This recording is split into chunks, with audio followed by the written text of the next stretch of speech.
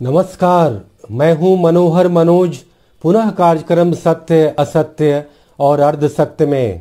दोस्तों, आज हम बात करेंगे देश में चल रहे किसानों के आंदोलन और कृषि के तमाम मुद्दों को लेकर जो आज विमर्श हो रहा है। उस क्रम में प्रधानमंत्री के उस बयान पर,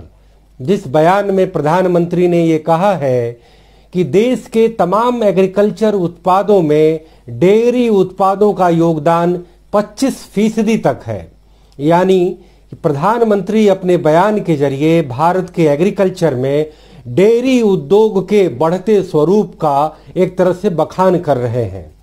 हम भी इस बात को जानते हैं कि डेयरी, पशुपालन, वानिकी, मत्स्य जो कहीं न कहीं कृषि के एलाइड एक्टिविटी हैं, सहायक गतिविधियां हैं। और भारत में श्वेत क्रांति के बाद पूरी दुनिया में न केवल दूध का और तमाम डेयरी उत्पादों का सबसे बड़ा प्रोड्यूसर बना, बल्कि देश की ग्रामीण अर्थव्यवस्था और कृषि अर्थव्यवस्था में डेयरी का योगदान काफी बढ़ा। लेकिन प्रधानमंत्री को मैं इस बात की तरफ ध्यान आकर्षित करना चाहूंगा कि डेयरी उद्योग की ये सक्सेस स्टोरी कैसे लिखी गई। डेयरी उद्योग के विकास में या डेयरी उद्योग के इस एक तरह से उभार में 3 चीजों का मुख्य हाथ रहा। पहला कि वह फ्रीजिंग टेक्नोलॉजी, यानी कि दूध को आप जो है सुरक्षित रख सकते हैं उसकी टेक्नोलॉजी के जरिए, उस फ्रीजिंग टेक्नोलॉजी के जरिए। दूसरा ये कि कहीं ना कहीं दूध का जो पूरी मार्केटिंग हुई या फिर दूध को कलेक्ट करके फ्रीज करके जो पूरे देश में दूध का जो मार्केट बनाया गया, उसमें सहकारी फेडरेशनों का बहुत बड़ा योगदान था। और तीसरा, दूध को लेकर के जो उसके मूल्य तय किए गए, जो किसानों को मूल्य दिए गए। इन तीनों कारकों ने भारत में डेयरी इंडस्ट्री की जो गाथा लिखी, उसका परिणाम यह है कि आज पूरे डेयरी उद्योग के कुल टर्नओवर का 67% हिस्सा, यानी कि 2/3 हिस्सा मिल्क फार्मर के जेब में गया है। यह कितनी आदर्श स्थिति है। तो आज कहीं ना कहीं प्रधानमंत्री के इस बयान के बहाने हम ये कहना चाहेंगे कि देश में आज जो किसान जो अपनी निर्णायक लड़ाई लड़ रहे हैं, अपने जीवन स्तर को, अपने आमदनी स्तर को बढ़ाने को लेकर के, और कहीं ना कहीं उस आंदोलन का मौका उन्हें नए कृषि कानून, कॉर्पोरेट कानूनों के जरिए मिला। और वो मांग जो 55 साल से आज तक दफन थी, और तमाम किसानों को लेकर के जो आंदोलन विगत में हुए, वह आंदोलन कहीं न कहीं कुछ अमीर किसानों की चोचलेबाजी थी। यानी कि गन्ने का जो मुनाफाकारी फसल है उसका और दाम बढ़ा दो, बिजली के बिल माफ कर दो, और हमारे स्थानीय और सामुदायिक स्तर की मांगों को पूरा करो। लेकिन ये मौजूदा जो किसान आंदोलन है, वह देश के किसान के मुद्दे का सबसे मौलिक मुद्दा है। वह एक ऐसा मुद्दा है जो 55 सालों में पहली बार एक कलेक्टिव रूप में, एक सामूहिक रूप में उभरा है। और जिस मुद्दे में पूरे तौर पे यह दिखाई पड़ता है कि कैसे देश में 55 सालों ने अपने किसानों ने अपनी आमदनी को खोया, अपने खेती को जो है वो गैर लाभकारी बनाए रखा, और बाजार में पूरी कृषि मार्केटिंग का बहुत कम ही हिस्सा किसानों की जेब में गया। दोस्तों, इस डेयरी के उद्योग के बहाने हम ये कहना चाहेंगे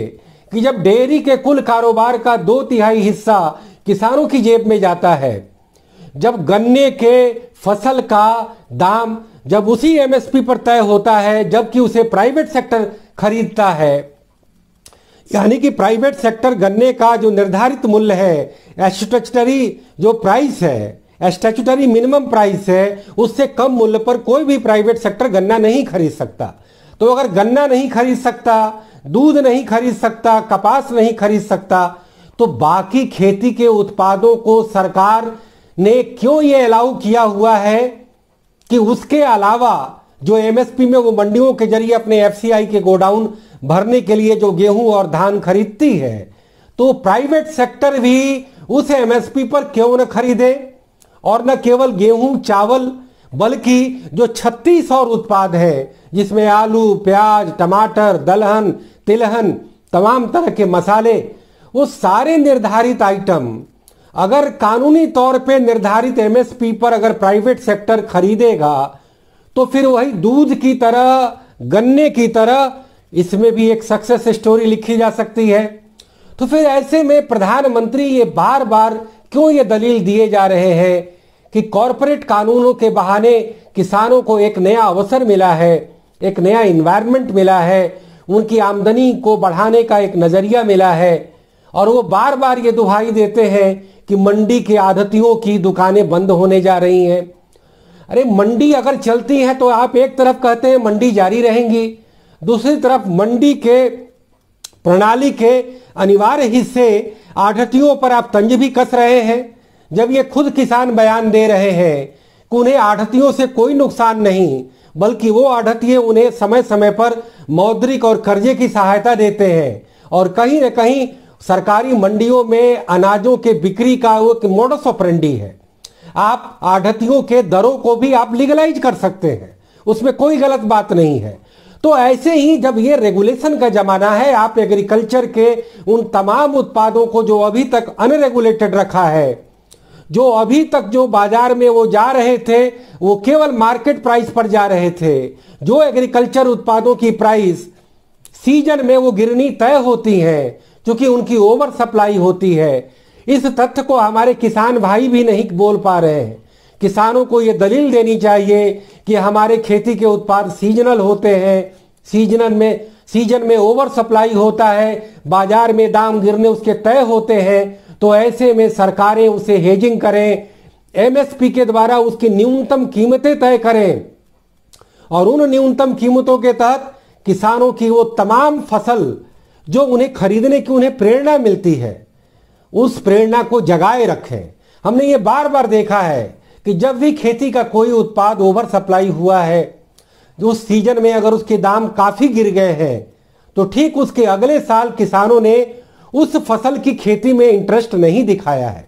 हमने ये सरसों में देखा है, लहसुन में देखा है, प्याज में देखा है, और न जाने कितने फसलों में हम बराबर देखते हैं कि जिस साल ज्यादा पैदावार हो जाती है, समझ जाइए कि उसके अगले साल के लिए उस फसल की संकट आनी तय होती है, क्योंकि ज्यादा पैदावार होना, बाजार में दाम गिरना, किसानों की आमदनी कम होना, और फिर अगले साल किसानों के द्वारा उन उत्पादों की खेती में रुचि नहीं लेना। और ऐसा बार बार हुआ है कि एक साल जिन उत्पादों के दाम गिरे हैं, अगले साल उसकी बेहतर खेती नहीं होने की वजह से उसके दाम आसमान भी छूने लगे हैं। तो ऐसे में डिमांड और सप्लाई के मैनेजमेंट को सीजन में भी ठीक करना एमएसपी के जरिए, और ऑफ सीजन में मैक्सिमम रिटेल प्राइस के जरिए उसे ठीक करना बेहद जरूरी है। इसीलिए प्रधानमंत्री मोदी यदि डेयरी का एक तरह से मिसाल देते हैं, तो उन्हें इस बात से प्रेरणा लेकर खेती के उन तमाम उत्पादों में भी एमएसपी दाम तय करने की पहल करनी चाहिए, और एक कानूनी पहल करनी चाहिए। जब गन्ना के किसान लाभान्वित हो रहे हैं, दूध के किसान लाभान्वित हो रहे हैं, जिसमें कि 2/3 हिस्सा फार्म गेट से मिल गेट जाने तक किसानों के पास चला आता है, तो ऐसे में हम बाकी उत्पादों में किसानों के उन ड्यू को क्यों मार रहे हैं? हमें सरकार के द्वारा ये इस बात की क्यों जिद की जा रही है? और दूसरी बात ये कि जो रिटेल प्राइस होता है खेती के उत्पादों का, वह कोई कम नहीं होता है। दिक्कत यह है कि एमएसपी में और एमआरपी में 500% का अंतर होता है। हमने अपने विगत के कार्यक्रमों में भी ये बार बार कहा कि आलू 1 रुपये 2 रुपये सीजन में बिकता है, ऑफ सीजन में 50 रुपये, प्याज और टमाटर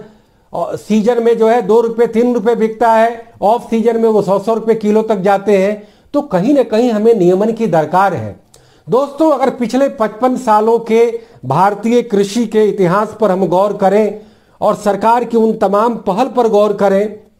तो हमें पता चलेगा कि ओवर सप्लाई को नियंत्रित करने के लिए सरकार ने भंडारण पर जोर दिया, और कहीं ना कहीं सरकार ने यह तय किया कि जब किसानों को भंडारण की और वेयर हाउस की सुविधा होगी तो वे सीजन में अपने उत्पादों को नहीं बेचेंगे। दोस्तों, हम बताते चले कि जो अमीर किसान हैं वो तो भंडारण की तरफ जा सकते हैं, वो कोल्ड स्टोरेज में अपने आलू रख सकते हैं क्योंकि उन्हें फौरी रूप से पैसे की जरूरत नहीं है। लेकिन हमारा 80% किसान जो सीजन में फसल आते ही बेचने को मजबूर होता है, उसके लिए भंडारण के इंफ्रास्ट्रक्चर का कोई मायने नहीं है। हम ये चाहते हैं कि देश में एग्रीकल्चर इंफ्रास्ट्रक्चर में भंडारण भी एक बड़ा इंफ्रास्ट्रक्चर है, कोल्ड स्टोरेज एक बड़ा इंफ्रास्ट्रक्चर है, और उसमें प्राइवेट सेक्टर को भी जो है मौके दिए गए। लेकिन सवाल यह है कि एमएसपी तो आपको तय करना ही पड़ेगा, और केवल 6% उत्पाद जो सरकार खरीदती है, जिसके जरिए वो पब्लिक डिस्ट्रीब्यूशन सिस्टम चलाती है और 1.5 लाख करोड़ की सब्सिडी का उपयोग करती है, उसका अलग भ्रष्टाचार में न्यारा होता है, वो बात दिगर है। हम सब जानते हैं कि सब्सिडी जो हमारे यहाँ खेती पर दी जाती है, उसका अधिसंख्य हिस्सा फूड सब्सिडी को चला जाता है, थोड़ा सा हिस्सा फर्टिलाइजर सब्सिडी को जाता है, जिसका फायदा मिल मालिकों को ज्यादा होता है। किसानों के एवज में जो सब्सिडी का जो फायदा है, वो असल जब हम उसका मूल्यांकन करते हैं, जब उनके फसलों का हम पूरा कॉस्ट लगा करके और जो उनके हाथ में पैसे आते हैं, जब हम उनका मूल्यांकन करते हैं, तो वो -2% में चला जाता है। तो ऐसे में यह एक बड़ी ही जरूरत है इस बात की कि एमएसपी को कानूनी दर्जा देने को लीगलाइज कर देश में 55 सालों से रुकी पड़ी और दबी पड़ी अलाभकारी जो परिवेश था कृषि का, वह दूर होगा। दोस्तों, ये देशव्यापी जो किसान आंदोलन जो पहली बार देश के किसानों के लिए और देश की कृषि के लिए बेहद बुनियादी मुद्दे पर हो रही है, अन्यथा पहले के जो आंदोलन थे उस पर मैं ज्यादा टिप्पणी नहीं करना चाहूंगा। महेंद्र सिंह टिकैत और शरद जोशी जैसे बड़े किसान नेता हुए,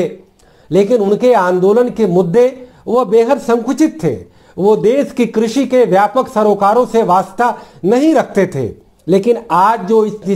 कृषि कॉर्पोरेट कानून के विरोध के बहाने जो ये आंदोलन हो रहा है और देश के सारे किसानों में जो सर्वानुमति बनी है, वह बेहद सराहनीय है। देश के लिए ये बेहद खुशगवार अवसर है। हम बताते चलें कि अभी जो ये गन्ना किसान हैं मौजूदा आंदोलन में ज्यादा दिलचस्पी नहीं ले रहे हैं, क्योंकि उन्हें मालूम है कि उन्हें गन्ने के बेहतर पेमेंट मिलते हैं, लेकिन अभी और कि उनकी आस लगी होती है। लेकिन चीनी मिलों को भी जिंदा रखना है। चीनी मिल को अगर मार्जिन नहीं मिलेगा तो वो नहीं चलेंगे। लेकिन गन्ना किसानों को लेकर के सबसे बुनियादी मुद्दा यह है कि उनके पेमेंट जो है समय पर नहीं आते हैं। तो सरकार को कहीं ना कहीं सारे किसानों के उत्पादों के पेमेंट को नियत समय पर देने का भी कानून बनाना चाहिए, और अगर उसमें थोड़ी भी देरी होती है तो उस पर ब्याज का प्रावधान होना चाहिए। दोस्तों, बताते चले कि अभी किसान सम्मान निधि के द्वारा जो ये किस्त दी जा रही है, उसका मोदी सरकार बहुत ज्यादा प्रचार कर रही है। दोस्तों, किसानों को 500 रुपए प्रति माह एक तरह से आप स्टाइपेंड देते हैं इस सम्मान निधि के जरिए, और कहीं ना कहीं इस योजना की शुरुआत पिछले लोकसभा चुनाव के ऐन वक्त पहले किया गया। कहीं ना कहीं किसानों को एक तरह से लुभाने की यह दरकार थी।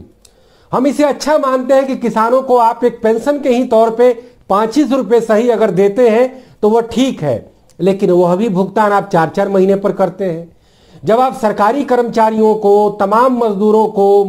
कर्मचारियों को आप माहवारी वेतन देते हैं, तो आप किसानों को माहवारी क्यों नहीं पेमेंट करते, चाहे वो सम्मान निधि दे या उनके गन्ना, आलू, दूध और तमाम बकायों का भुगतान करें। तो दोस्तों, ये तमाम खेती के अनेकानेक मुद्दे हैं। इन मुद्दों के अलग अलग पहलुओं पर मैं आपसे लगातार बात करता रहा हूं, और आगे भी खेती के और कई मुद्दों को मैं उभारता रहूंगा। मैं उन बुनियादी सवालों को उठाना चाहता हूं जिनके सरोकार कहीं न कहीं भारतीय कृषि की मौलिक और माली हालत से जुड़े हुए हैं, और देश के किसानों को भी यह स्वयं पता नहीं है कि उनके हित में कौन से मुद्दे ज्यादा बेहतर हैं, कौन उनके व्यापक सरोकारों से जुड़े हैं। ये बड़ी अच्छी बात है कि पहली बार देश में किसान के एक ऐसे मुद्दे को लेकर के सर्वानुमति हुई है और एक देशव्यापी आंदोलन ठना है, जिस आंदोलन की बहुत पहले दरकार थी। आज के दिन अगर ये आंदोलन हुआ है और अगर मोदी सरकार को सद्बुद्धि आती है तो एमएसपी को लीगलाइज कर और सबके लिए बाउंडिंग कर देश में न केवल कृषि क्रांति का आगाज सुनिश्चित करेगी, बल्कि देश में कृषि व्यापार के भी एक नए नए मार्ग खोलेगी। और इसमें मुझे कहीं से नहीं लगता है कि कॉरपोरेट के लिए कोई नुकसान की स्थिति है। हाँ, ये ठीक है कि खेती के व्यापारियों के लिए कॉरपोरेट के लिए मौजूदा स्थिति में जो लूट का माहौल है, ये लूट का माहौल खत्म हो जाएगा और एक उचित माहौल प्राप्त होगा जिसमें कि तीनों के लिए विन विन सिचुएशन है। सरकार के लिए भी कि उसे ज्यादा इंफ्रास्ट्रक्चर पर खर्च नहीं करना पड़ेगा, कॉरपोरेट के लिए भी कि वो एग्रीकल्चर व्यापार को बहुत ज्यादा विस्तार दे सकते हैं, और किसानों के लिए भी जिन 15 करोड़ किसान परिवारों में और करीब 50 से 60 करोड़ आबादी के लोगों के जीवन स्तर में एक नई खुशहाली का एक मैसेज लेकर के आएगा। दोस्तों, इसी नोट के साथ मैं अपनी ये बात समाप्त करता हूं और फिर आपसे किसी और मुद्दे पर, किसी और ज्वलन सवाल पर हम आपसे फिर रूबरू होंगे। तब तक के लिए इजाजत दीजिए। नमस्कार, जय हिंद, सब खैर, गुड बाय।